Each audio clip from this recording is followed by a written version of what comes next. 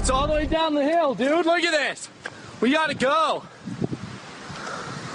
Oh my gosh. Oh my God. Oh my God. This is crazy.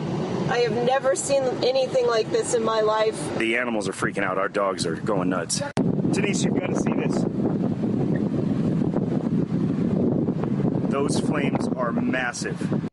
Pretty scary stuff. The heat wave that's breaking records across the country still poses a serious risk in Colorado tonight. The so-called super fire is only 15% contained, but that's actually good news. Tens of thousands of firefighters and volunteers have been working 18-hour shifts for the past 7 days. Today, they finally made some headway. The fires have burned almost 17,000 acres and forced 32,000 people to evacuate. And look at this. The fires are so big you can see smoke from space. A NASA satellite captured these images over the Rockies just in the last 24 hours. President Obama flew to Colorado Springs so he could thank some of the firefighters in person. He's already cleared millions of dollars in disaster relief.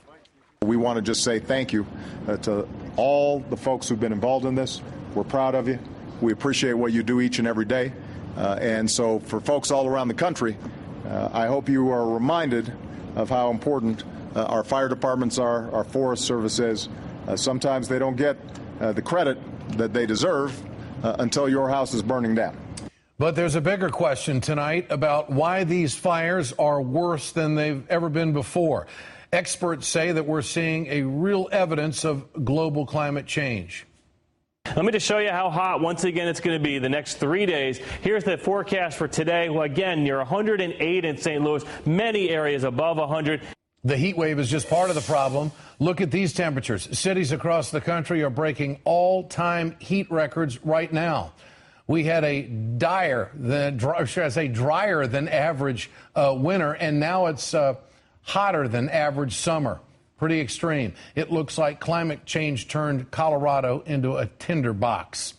I'm joined tonight by Dr. Michael Oppenheimer, professor of geosciences and international affairs at Princeton University. Doctor, great to have you with us tonight. Glad to be here, Ed.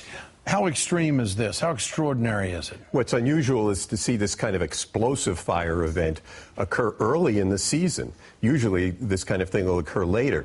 And to see this in the midst of a heat wave and dry situation that's very widespread across the country, it really is, as you said at the beginning, it's dire. It's not just drier. Yeah. This is a dire picture of what the future holds if we don't bring global warming under control. Well, is this what global warming looks like? As I said the other day, this is what part of it looks like. There are other pictures that are just as disturbing. But let's focus on this. What does global warming do? Well, it's making Earth warmer. Earth is about more than a degree warmer than it was previously in pre-industrial times. It makes many areas drier. If you dry Earth out, if you make it hotter, you get dead trees because of the transition that results in the forest, dead wood, heat, drought, you get fire. Do we have to manage our forests differently or take a real serious look at this? We've been managing our forests for many, many decades. The forests were managed to suppress fire. Now more and more, they've been managed in a way to let fire burn to some extent because all that suppression of fire just let dead wood build up.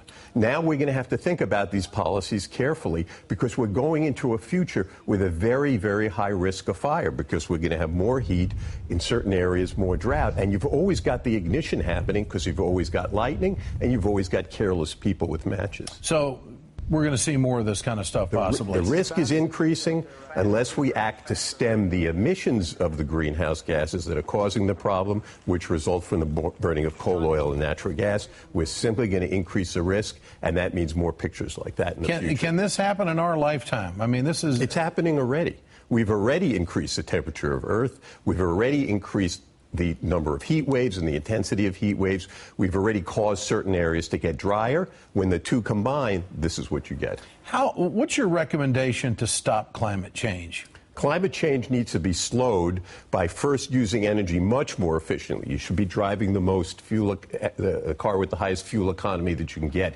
You should take those ads seriously about putting in the highly efficient compact fluorescent bulbs. When you go to the store to buy an appliance, you look at the yellow sticker and get the one that EPA says is the most efficient, because the less electricity you use, the less greenhouse gases are produced by the power plants, and the more money you save. It's ridiculous to throw the money away. What about air quality? What's it do to air quality? Well, you can see the fires themselves wreck air quality. In addition, these same fuels which are causing the buildup of the greenhouse gases like carbon dioxide themselves are the major cause of air pollution. We could clear up the air, we could slow down and eventually stop global warming if we did a long-term transition to non-fossil based fuels, that is solar energy, wind, etc. And if we do that at the same time using energy more efficiently. And you know what? The U.S. is already starting to do this, even without a lot of policy coming out of Washington. We need to move to a phase where Washington gets actively engaged. What do you say to critics that they say this isn't happening? Head in the sand. A lot of people said smoking doesn't cause lung cancer, but it does. I don't want to take that risk with the whole earth. And do you think that Washington has a grip on how serious all this is? I think the president understands. I think some in Congress understand. There are big issues which are getting in the way. The economy is a serious problem, but this is a long-term problem. The longer they put off dealing with it, the more serious it is, because the gases live in the atmosphere for centuries once you put them there. So you better not let them get there in the first place. The administration has taken certain steps. They've increased the fuel economy of automobiles. Even the Bush administration took a step in that direction. They've now got rules on power plants. There's a lot more that they need to do. Dr. Michael Oppenheimer, Princeton University, good to have you with us tonight. Glad to be here. Thank you. Enjoyed it. That's The Ed Show. I'm Ed Schultz.